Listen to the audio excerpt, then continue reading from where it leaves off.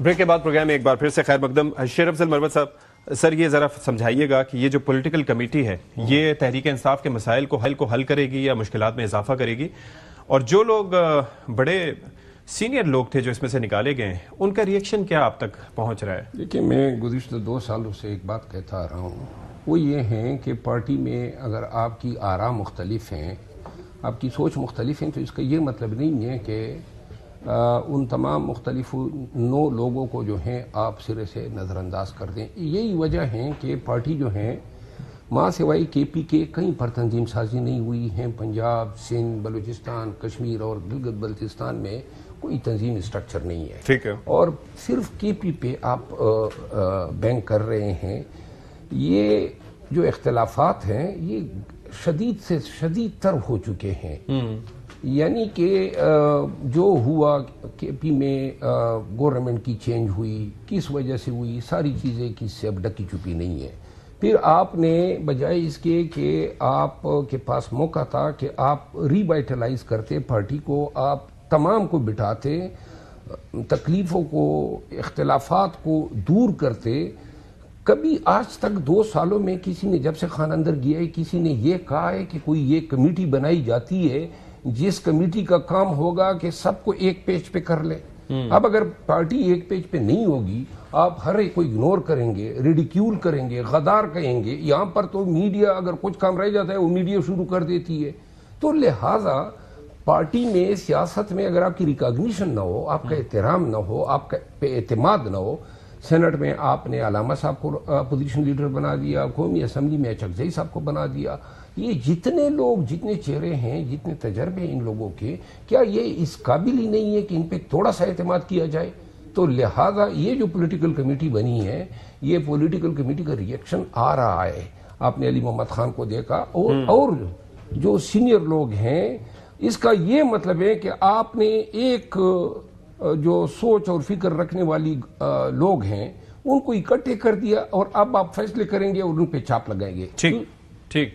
یہ مجھے بتائیں کہ اب خاص طور پر ظاہر ہے کہ آپ ہر طرح کے حالات میں آپ 2-3 سال کا عرصہ دیکھیں تو آپ آ کے اپنی پارٹی کا موقف بھی دیتے ہیں، ڈیفینڈ بھی کرتے ہیں. پھر جب اس طرح کی چیزیں جو ہوتی ہیں جس کی جانب شیر افضل مروت صاحب بات کر رہے تھے یا باقی اس طریقے سے، تو یہ کس طرح سے ریفلیکٹ کرتی ہیں آپ کی اپنی سوچ پہ؟ کیونکہ ظاہر ہے کہ اس کا ایک امپیکٹ تو پڑتا ہوگا کہ we are doing the best we can and this is happening to us. تو اس کے سدباب کے لیے کوئی میکینزم ہے ود ان دا پارٹی آپ کی؟ دیکھیں، میکینزم سے پہلے ضروری کیا ہے کہ پی ٹی آئی میں اس وقت بڑے کی سب سے زیادہ کمی ہے. دیکھیں، عمران خان صاحب ایک ٹاورنگ پرسنالٹی تھے. یہ میں بہت پہلے بھی یہ چیز بعد میں کہتا تھا. دیکھیں، عمران خان کے بعد وہ کسی نے پولیٹیکلی وہ گیپ کو فل بھی کرنا ہے اور چیزوں کو کیری بھی کرنا ہے. جب سب برابر ہو جائے نا تو وہ کوئی کسی کی نہیں مانتا، جب سارے ایک پہ کھڑے ہوں. ہمیں سب سے بڑا سیٹ بیک کیا لگا کہ شاہ صاحب بھی جیل میں چلے گئے. جب تک شاہ صاحب ایپیکس چلا رہے تھے، معاملات ٹھیک تھے، سارے ان کو اپنے سے بڑا دیکھتے تھے، ان کو لک اپ ٹو کرتے. اب پرابلم ہے کہ دیکھیں، ہم جتنا مرضی لڑ لیں مگر کسی کو تو رسپیکٹ دینی پڑے گی. اگر خان صاحب کسی کو کہہ رہے ہیں کہ میں نے اس کو انچارج بنایا ہے، اس کی ڈیسیجن میکنگ مانے، تو پھر پوری پارٹی کو اس بندے کی طرف دیکھنا پڑے گا. جب تک ہم یہ نہیں کریں گے، آپسی ڈیوائیڈ میں رہیں گے، تو پھر ڈیوائیڈڈ ہاؤس بھی باہر والوں کو نظر آئے گا. چاہے ہم اس کو جتنا چھپانا شروع کریں، چائنیز وال کھڑی کر لیں، مگر وہ نظر آئے گا. تو اس لیے تھوڑا سا ہمیں بھی دل بڑا کرنا پڑے گا اور چیزوں کو تبھی. لیکن ایز آف ناؤ ابھی تک کوئی میکینزم نہیں ہے. میکینزم موجود ہے، ہم ایکسیپٹ نہیں کر رہے نا. کیوں نہیں ایکسیپٹ کر رہے ہیں؟ کیونکہ ہم بڑا نہیں مان رہے نا کسی کو.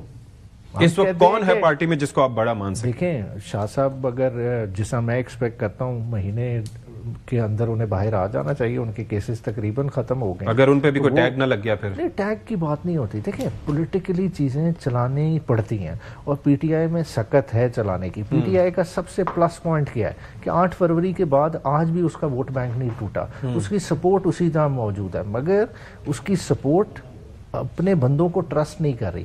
جس وقت وہ ٹرسٹ کرنے لگ جائے گی، آپ کو گیم چینج ہوتی ہوئی فوراً نظر آئے گی. افطان صاحب، آپ کا کیا اس وقت لگتا ہے جو سوچ آگے اگر آپ پریڈکٹ کر سکیں پی ٹی آئی کی پالیٹکس جو ہے یا جس طرح کی سوچ ہے، آپ کو لگتا ہے کہ کوئی حکومت کے لیے کوئی مشکل کا باعث بن سکتے ہیں یہ اپنی اس کیپیسٹی میں؟ میں نہیں سمجھتا کہ کوئی یہ زیادہ کوئی ہمارے لیے مسئلہ کھڑا کر سکتے ہیں. اس کی وجہ یہ ہے کہ جو ان کے پاس بہت بڑے بڑے پتے تھے جو یہ کھیل سکتے تھے وہ یہ آلریڈی کھیل چکے ہیں.